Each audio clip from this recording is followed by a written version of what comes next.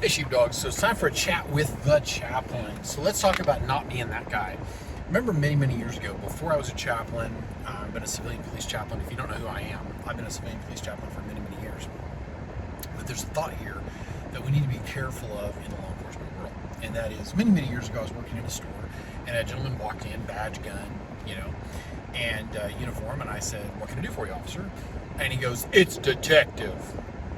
Now you can fill in the blank with any number of times you've heard that, and it's about as awful as the whole you have to magically know my choice of pronoun thing that's going on right now. I identify as an attack helicopter.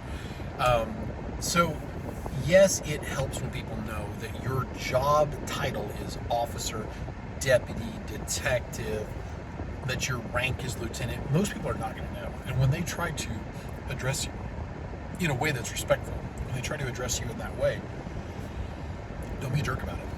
And because it alienates and it does damage to the badge. That's just what it does. If you have to be a jerk, if you're going to interact with somebody regularly, and you can say, I appreciate you.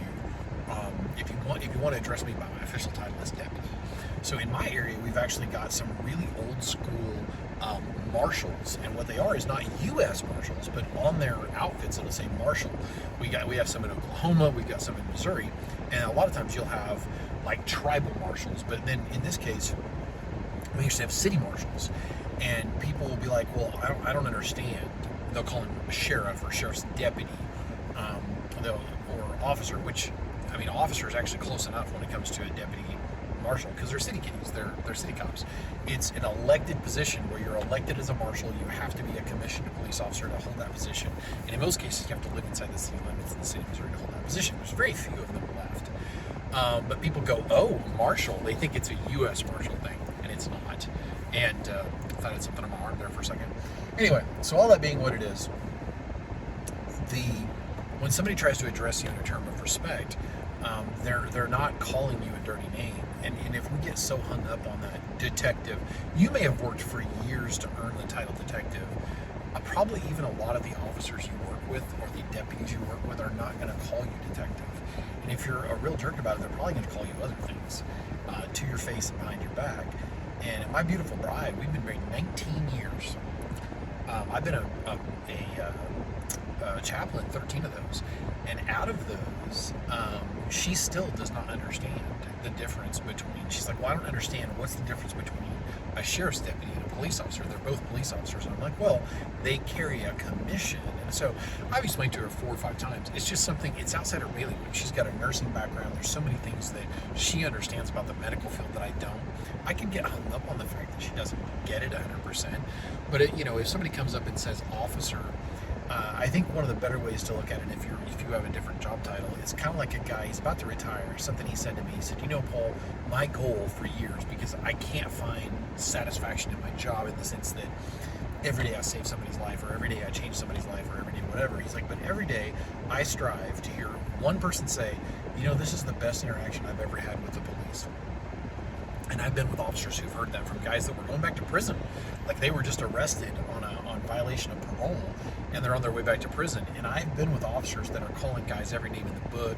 Don't you blankety blank talk to me, you blankety blank piece of trash. Treat them as a human being. If we dehumanize people, we can start treating them like they aren't human. We've got to be careful there. And so it's one of those things that with great power comes great responsibility, and understanding that you may have the ability to have that interaction with somebody. Somebody may walk up and say, hey, deputy, and you're a police detective, you're a police officer, you're a captain in your department, and they say, hey, deputy, I need your help.